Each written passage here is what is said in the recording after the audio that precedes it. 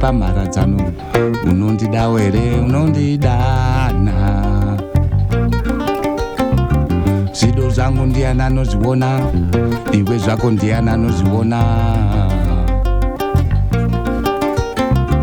ndikasangana newe pamharadzano unongana newe pamharadzano. Jeg er i Malawi. Det er et land, som ikke ligefrem skriger smørrebrød og klaphat, men som altid har haft en særlig betydning for min barndom. Og det er til trods for, at jeg aldrig har været der før. Jeg er her for at finde et af Danmarks allerførste bistandsprojekter. Eller nærmere, finde de 12 mænd fra Malawi, som udgjorde projektet tilbage i 60'erne. For det var sådan, at da jeg var en lille pige på 7 i 1965, kom der en gruppe på 12 mænd til min lille by Kolind. Her i den lille østjyske stationsby skulle de tilbringe de næste 18 måneder på en særligt tilrettelagt uddannelse inden for byggeri og landbrug ved Djurslands specialarbejderskole. Tanken var, at de unge mænd så skulle vende tilbage og være med til at opbygge en specialarbejderskole i Malawi. Noget, som var en mangelvare i landet. I dag er der ingen tegn på gæster langvejs fra. Specialarbejderskolen er lukket og slukket, men noget, som stadig er tændt, er min nysgerrighed. For jeg har aldrig rigtig kunne slippe tanken om, hvad skete der egentlig med de her mænd, som fyldte så meget i os nysgerrige lokales øjne. Og derfor har jeg, her en menneskealder senere, valgt at tage til Malawi for at finde mændene igen og høre, hvad der skete med dem. Fik de bygget skolen? Hvad husker de om Danmark? Og hvem var de egentlig? Turen kommer til at byde på glæde og varme. Men vi kommer også til at gå dybt. Dybt ned i historien om de 12 mænd, men også i Malawis politiske historie, og hvordan det, der startede som et landbrugsprojekt, endte militært.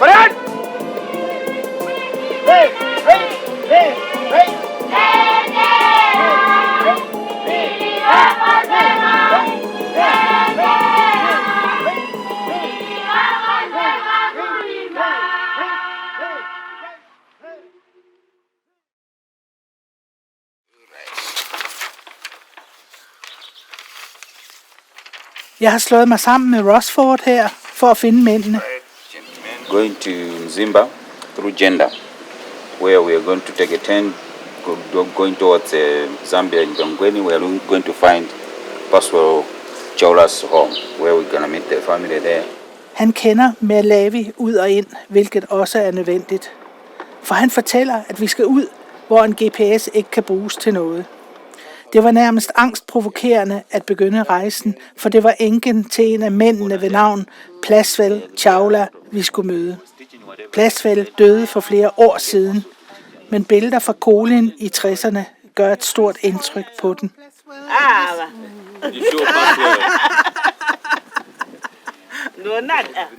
De har gennem årene hørt historier om Danmark, men de var overrasket over, at sådan 12 mænd også har gjort så stort indtryk på mig, at jeg var rejst helt til Malawi for at opsøge dem igen. Det var rørende at tale med enken til Plasvel, men hendes status som enke var desværre meget sigende for de 12 mænd, jeg så inderligt gerne ville møde.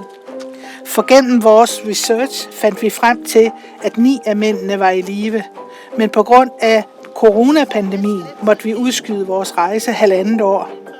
Og da vi ankommer, opdager vi, at der kun er 3 af mændene tilbage.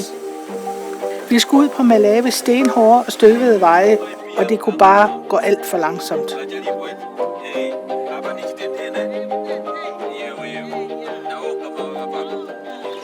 Go a little bit 30 kilometers towards Mzuzu to Luviri, where we're going to meet Brev's family. There it's about 7 kilometers of the road, so of course it's a nasty road, but we can still negotiate. If the worst happens, we'll walk. Efter mange timers rejse ankommer vi til Brave Nkomos landsby. Jeg har ikke set manden i over 50 år, men vi falder hurtigt i snak om betydningen for deres besøg dengang. To go to Europe, it was very special for us. So we have so many educated people, but they don't go to Europe. So for us to go to Europe, as Malawian pioneers, we have got very little education. So I think it's very good. So we went to Denmark, although we had very little education, but we enjoyed it. Brave endte med at blive uddannet murer og gik først på pension for 3 år siden. Den karriere startede i Danmark, og han har glade minder om den. Our stay in Denmark was very enjoyable, and we enjoyed the food because there the main food is the kartofler. So it was our first food. You speak in Danish? Yeah, we enjoyed the kartofler, and that was the food. Spøj til side, så fortæller Brave, at der faktisk var et problem. Da de kom tilbage fra Danmark, var de ikke blevet tilstrækkeligt uddannet til at kunne oplære andre i murerkunsten eller landbrugsarbejde. Derfor sendte Danmark en fra specialarbejderskolen til Malawi. This Mr. Hansen arranged this special course so that we could qualify as instructors. So they called up an instructor to educate us in the methods of teaching. That was Mr. Kolind from Copenhagen University. Okay, so you learned how to teach. Exactly. Men startproblemer eller ej, så kom de i gang. Some other people could call me to build them a house. I had my friend, so we are going around building houses for people. But I am very happy because this skill of building, I did it from Denmark. Vi havde lige én ting. Oh, yes. Vi ville vise nogle af de gamle billeder fra dengang i Kolind. I am here. Yes. This is me. Yeah. Wira Diyerewa, Sylvester Chikungwa.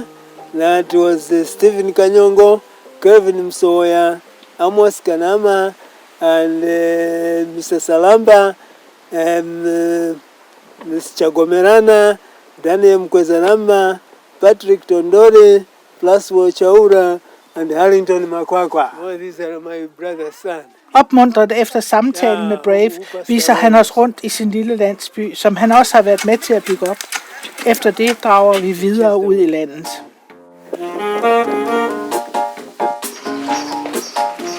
We are here in Zuzu. From Zuzu we'll go through to Ikwendeni. Then we'll take one of the dust road towards Ezondweni. Then to Makwakwa's place, which is in Pelembe. It's 29 kilometers from where we're gonna leave the tarmac road, but because of the condition of the road, it can take us 2 to 3 hours going up and 2 to 3 hours coming back.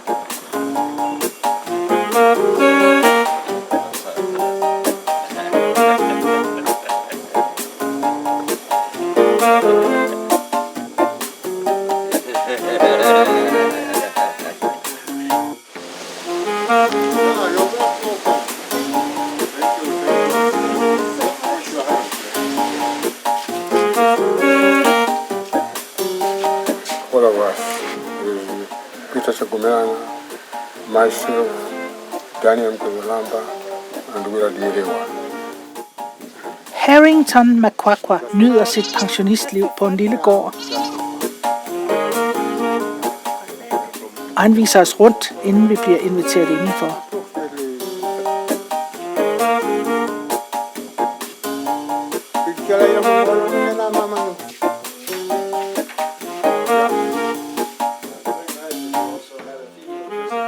Do you remember that you came to Denmark in the month of December when it was winter? Yes. How did that feel? It was terrible. Oh, it was terrible. It was terrible. And we couldn't think, we thought as if we were not dressed. It was very cold. Makwakwa var i sin tid næstformand i gruppen. Han var udadvendt og hjalp gerne de andre med deres danskundervisning. Øverst i hierarkiet var Salamba, som desværre døde for et par år siden. This photo was taken in front of the school, together with the ambassador. Oh yes, I remember. Salamba was the leader of the group, because we were 12. So Salamba was the leader of the group, and I was deputy to him. So now the performance of we two in Denmark differed. So because of this, Salamba thought I was against him. Because I remember Mr. Helko even gave me his office.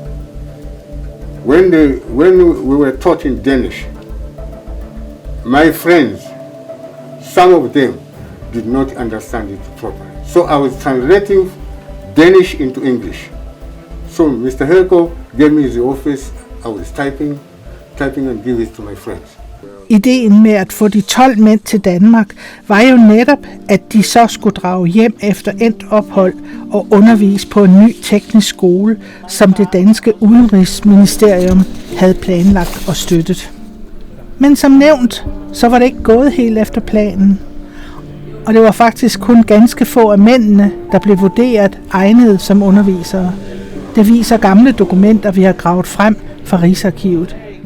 Faktisk var Makwakwa undtagelsen, for det lykkedes ham at få en yderst fornem position. Han blev højrehånd for skolens forstander.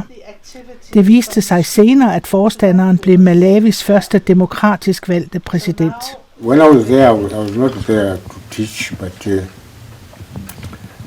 I was acting as a principal because the school is built together with Nassau training base. So the technical school had a principal. The principal is our ex-president, you know, Elson Bakiri Muruz. Yeah, so we were working hand in hand with Elson Bakiri Muruz and myself. I was in the training base and he was in technical school. Det, som Makwakwa her nævner, var noget, der undrede mig. Han taler om træningslejre ved siden af den tekniske skole. Det samme galt Brave, der nævnte Malawi Young Pioneers. We came back from Denmark. We are all sent back to our movement in the Malawi Young Pioneers. Officielt er de et ungdomsparti, men efter en kort Google-søgning fandt jeg ud af, at de også var mere end det. And the Young Pioneers, a militant youth organization run by Dr. Banda's Congress Party, helped the police to maintain order. Den her organisation var kendt i brede kredse i Malawi for at være en paramilitær enhed, som stod landets første præsident, Dr. Banda, meget nær. Derfor forsøgte vi at få et interview med lederen fra den dansk-malawiske tekniske skole, den tidligere præsident. Han hedder Bakili Molusi og blev den første demokratisk valgte præsident i 1994. Da han kom til, bandlyste han MYP.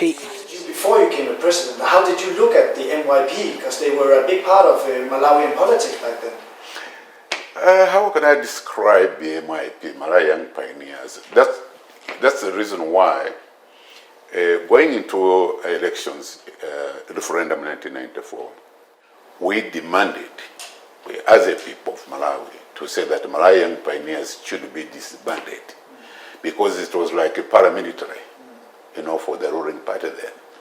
So we thought that the history of the Malawian pioneers, it was almost being used to terrorize Malawians, you know, and I think it's something that Malawians know about it, so it had to be disbanded, you know. That's how the MIP was looked upon, because you have the police in the country, you had the police. At that time, of course, the army was there, still there, so there was no necessity at all to have the Malawian pioneers as a paramilitary wing of a ruling party. Molusi lægger i hvert fald ikke fingrene imellem, hvad de var for en størrelse, og hvad de var i stand til at gøre ved folk, dengang han ledte opgøret mod Dr. Banda. So they chased me in a car. You know, I was in a small car. These people were coming behind in a Land Rover. Thank God they didn't catch me. What would have happened if they catch you? I think it was the end of me, to be honest with you, in those days. I think so. Because they went around, and my boot in the car was full of pamphlets there, you know. But then I was able to run away. They didn't find me.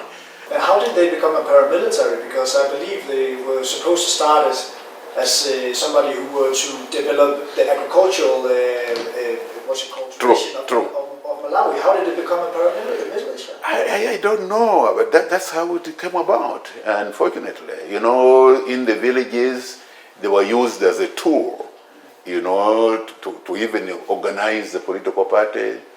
As I said, sometimes even to terrorize these people. Some of them had very good intentions, you know, not all of them, but the rest of them were used as a, you know, paramilitary wing of the ruling party. Vi prøvede at blive mere konkrete på de 12 mænd, som alle var en del af MYP. What can their role have been? Well, I think in a way the ruling party then used them to support the party. That's how I can describe them. Because like I explained that the constitution provided the establishment of Malawi police, establishment of Malawi army, but not the young pioneers, as it were. These were, as I said, as a paramilitary wing to support the party. Det chokerede mig en del at høre om MYP, og der var flere og flere spørgsmål, som pressede sig på. For lige pludselig begyndte jeg at spekulere på, om de her kære 12 mænd simpelthen har været soldater. Derfor var der ikke så meget tvivl, da vi rejste videre i landet fra Mzuzu i nord og nu ned sydpå. Back from Zuzu to Lilongwe, from Lilongwe we go through to Blantyre. When we're in Blantyre, we're going to travel about 60 kilometers down to the Shire Valley to Chikwawa, where we are going to meet Stephen Tondole. Vi havde en aftale med Stephen Tondole. Vi fik at vide, at han havde dårlig hørelse, men gennem et par menneskelige led ville vi høre, hvad han tænker om paramilitærdelen af MYP. Do you remember MYP? Mukumbukirako chani chako MYP? Kupainia. Mukumbukirako chiyani? Kupainia. Chimene chimumapanga mukumbukirako chiyani? Munene mchizungu. The pioneer, what we have been doing is agriculture and drill in the morning, firefighting. What kind of firefighting? 303.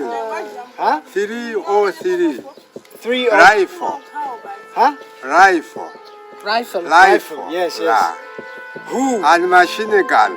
We are moving with that figure. Ta ta ta ta ta ta ta ta ta ta ta ta. Okay.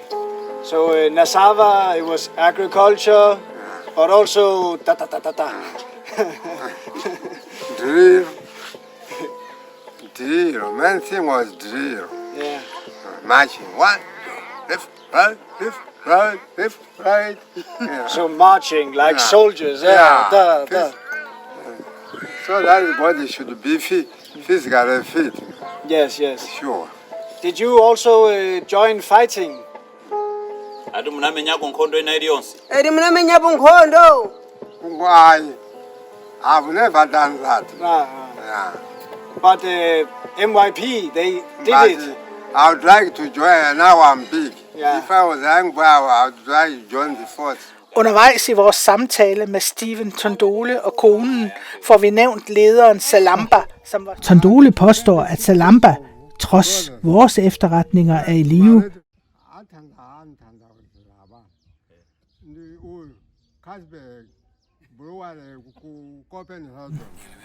Vi kører til en nærliggende landsby, hvor vi finder Salambas barnebarn, Harry. How long time ago is it that your grandfather passed? I think 4 years ago. 4 years? Yeah. Men det var desværre forgæves. We should have come earlier. Det skal dog ikke stoppe Harry fra at høre mere om sin farfar, der blandt andet var med til at bygge landets hovedvej, der går fra nord til syd. Nice to see this peak. But he was also a bricklayer. Yeah. Because he told me also that by the time when that was Dorset contractor was constructing this road, he was one of them, working with that company. This is the M1. The M1 road. This is the main road. Main road. This is from Sanje to Chitipa. M1 road. He was a part of that. Yeah, he was working there. Okay, so can you explain, is that a big thing that he was a part of making the M1 road here in Malawi? It was a very good thing. Like, in what way? Just because if we, the grandsons, if we hear that history, we feel good. That, our grandfather was not just a person, he was working hard. He had some skills, that is why we are very happy. I'm very happy to see this. And if possible, maybe just give me. Your grandfather was the leader of this group. He was the leader of these 12 men when they were in Are you Denmark. serious? I am serious. He was the leader. So are you going to take this pig or so you can take it? Maybe I can have it for you. You can have it. I can have it? Okay. Thank you. Yeah. Thank you. Efter det lille sidespring var vores tur ved at nærme sig sin afslutning. Men der var noget, vi manglede at se, nemlig den tekniske skole, som flere af mændene endte med at være instruktør på. Og inden vi besøger stedet, minder den tidligere præsident os om noget. The Nassau Technical College is here, and then the MYP was here. So it was within the area. So people thought that I was part of it. No, I was not. Okay. No. I wish I was, then I would have told you more. You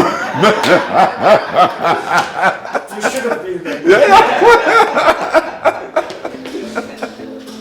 Præsidenten bekræfter altså samme historie, som Makwakwa fortalte. MYP og den dansk-malawiske tekniske skole er naboer.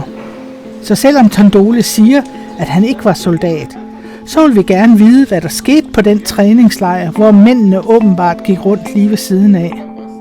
Vi fik en flot modtagelse af rektoren for skolen, samt flere af de ældre fra området, som har fulgt Nassau gennem dets levetid. Og vi havde alle en stor interesse for at se hinandens billeder og høre historier fra skolens første år. And this is the inauguration of this school. Okay. Siden skolen blev bygget for danske penge, har de udvidet de gamle lokaler og fået flere fagområder. Blandt andet kan man i dag også lære at arbejde med computer her. Derudover er det kun få år siden, at der blev bygget en ny afdeling til skolen, så de udvider virkelig.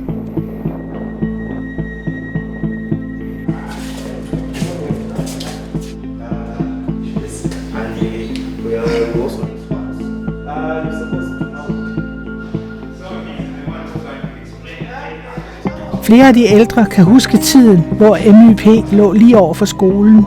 Derfor spørger vi dem ind til, hvad de lavede på den anden side. So he's saying that the Malawi young pioneers used to select young boys and girls from all over the country. So they would bring them here. Okay. Those who did well that side were selected to come to this side. Those who did well because they were mainly involved in agricultural production. So the Malawi young pioneers were training the youth agriculture. De er ikke meget for at tale om den paramilitære del af MYP, men vi kommer nærmere svaret til sidst. They were just training basics, but not to be fighters. Okay. Yeah. What are the basics? The basics mainly were to do with internal security. Yeah. Okay. So it was elsewhere where they trained the soldiers to go to other countries. They were trained. Yes. Kuma pomana mbali malunga tukustela maris bwanjo meo. Akangophuzira kuti ngati asilikali a president koma sikuti amaphunzira kuti amenya nkhosa amenye ponso. What he's saying is most of the presidential bodyguards were trained by the Malawi young pioneers.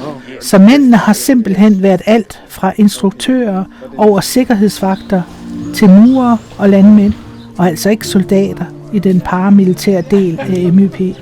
Så mens vi går over på den anden side af vejen til den gamle MYP-lejr, som i dag er en folkeskole, prøver jeg at samle trådene på alle de spørgsmål, jeg havde, inden vi tog afsted. Det var en fornøjelse at se skolen, som blev bygget, og den dag i dag fungerer velsmurt. Men dengang som i dag er Malawi stadig et fattigt land. Were you frustrated about this, the fact that so much of the income came from foreign aid as a president? Were you frustrated about this? Frustration, well, we needed them, if I may say so. I wish we did without them, but we didn't have a choice. As I said, 40% of our budget came from foreign aid. I think we needed to really have that in order to make sure that we have schools, we have roads, all those infrastructure which is needed for our own people. And do you feel like you got the most out of the aid for you in your time as president? Well, I wish we got more, but We didn't have any choice.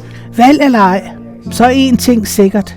De mænd, som vi har talt med, og som fik en uddannelse i Danmark, satte deres præg på landet. A lot has happened in terms of road infrastructure, houses. There was no hospital in Kotakota.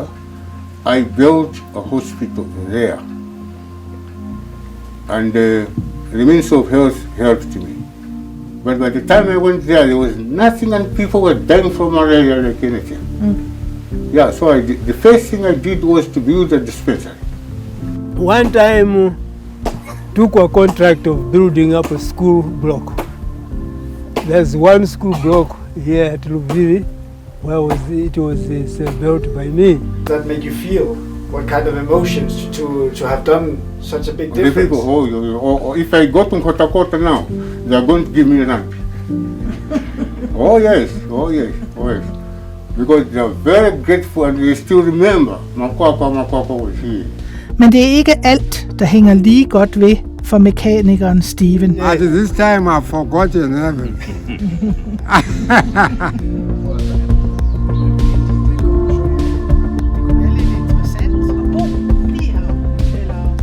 Jeg synes, jeg har fået svar i forhold til, om at det er et projekt, der lykkes, og hvad skete der egentlig med de 12 mænd. Og i dag der er vi havnet i Nasava Technical School, og der kan vi jo se, at de fører det videre, de har udvidet skolen, de har succes, de har masser af elever. Så det kan godt være, at de 12 mænd har været en del af en skidt gruppe. Men som Rosford siger, så er det svært at blive klog på Malawis historie fra Dr. Banda-ordene. Derfor sidder jeg tilbage og kan bare forholde mig til, at de 3, vi talte med, er rare mennesker, som stadig har Danmark med sig i hjertet. Og jeg har med egne øjne set, at de har været med til at skabe lokale forandringer i hele Malawi gennem deres uddannelse i Danmark.